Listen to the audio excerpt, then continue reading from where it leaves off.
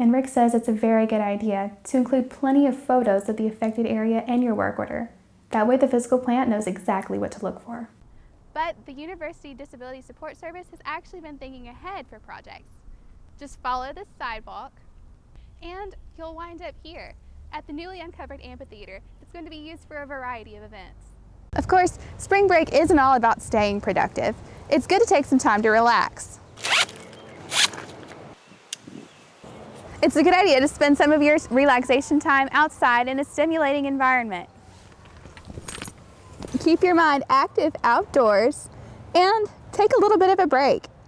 If you find you're having any issues within your residence hall, you can always go to your RA and they'll give you the instructions on how to fill out a work order. Just grab your laptop or your tablet and log on to the Legacy page. Click on Administrative Offices and then click on the Physical Plant tab. There you'll find the instructions to call in a work order.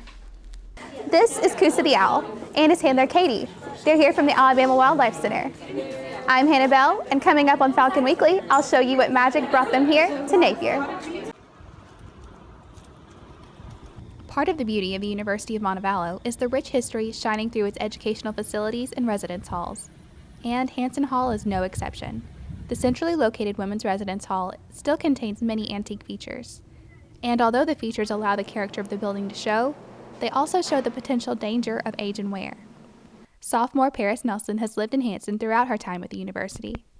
She returned from winter break to her Purple-Side Pride-filled room just in time for college night season. And that's when my foot got stabbed by the hardwood. After her first day back in class, Nelson stepped on a piece of wood that had chipped away from her floor. The hardwood had come up a little bit and went directly into the base of my right foot. Nelson went to the campus nurse as well as a doctor, each thinking they had removed the splinter that was causing a painful infection. Then, after 3 weeks navigating campus on crutches, this came out can you see it? Nelson keeps the nearly 2-inch long splinter in her room. But this was the actual place that went in. After her incident, Nelson spoke with her residence assistant and filled out work order forms. The physical plant filled the remaining cracks in the hardwood. If you find you're having any issues within your residence hall, you can always go to your RA and they'll give you the instructions on how to fill out a work order. Just grab your laptop or your tablet and log on to the Legacy page. Click on Administrative Offices and then click on the Physical Plant tab. There you'll find the instructions to call in a work order. RA Olivia Ricks advises residents to communicate any problems to their RA so he or she can help. I feel like the RAs in every building are really attentive and, they're very present. The residents know how to get in contact with them. Although Nelson's experience was painful and inconvenient, she has found a positive angle through advocacy for stronger campus accessibility. I realized how inaccessible the campus can be at times. It's when I was on crutches and when I couldn't get around very well. And I realized that that's what I wanted to focus for my persuasion class. Reporting for Falcon Weekly, I'm Hannah Bell. Smartphone usage on campus seems to grow more and more each day. Students are not only using their phones for recreation, but they utilize the technology in homework and even classwork. It's no surprise that some students read the news of an iPhone update that the FBI is demanding Apple to create on their smartphone apps.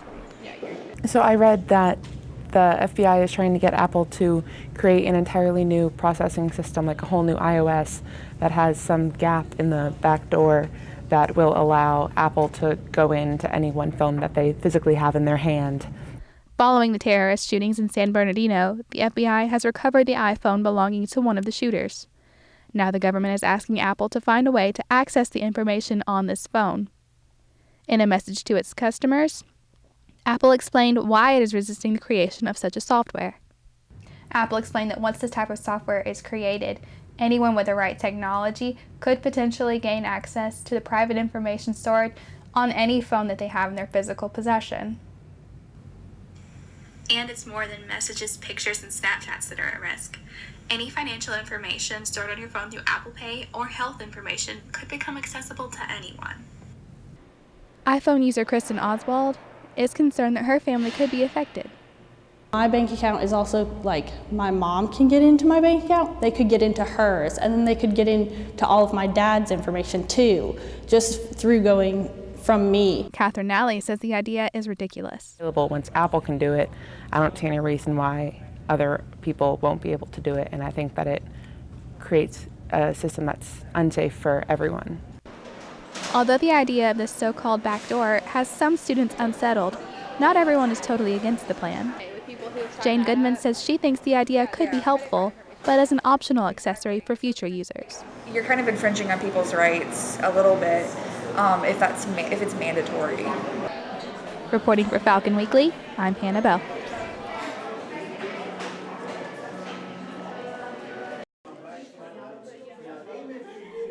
Ashlyn Morrison and Ashley Phillips are finally getting to share a series of pieces they've worked on all semester. Each artist drew inspiration from things closest to them, both in proximity and close to the heart. Phillips chose to create a collection of Alabama maps. Cartography is just something that I've kind of drawn to. I don't know if it's the connections that you can have to any and every place. Displaying different roads, cities, and waterways in an abstract way. Phillips used several different media to create her maps. For her favorite piece, she used ink to create a background of Alabama's elevation. Then she layered on roads cut from a road map. I'm from Alabama, I'm born and raised here, so I decided to pick, those places and connect to those more. Morrison also used travel as an inspiration for her work. For her pieces, she recreated photos of her friends and family in paint, merging portraits of the people into a background of a place where they had traveled within the last year. I love that. That is awesome. So this is my friend Jake. He's got 3 jobs, one of which he's a photographer, and he's really adapted with technology. He knows a lot about iPhones and everything. And I just look up to him because he always is going somewhere and he doesn't let anything stop him. Morrison says of all her pieces, her favorite shows her friend Sina, who had studied abroad in Ireland. She's always looking for new ways to get a job and what she wants in her direct field. She's just lights up my life. Even if you were unable to attend Sunday's reception, you can still come see Ashley and Ashlyn's work through Thursday in Block Gallery. Reporting for Falcon Weekly, I'm Hannah Bell.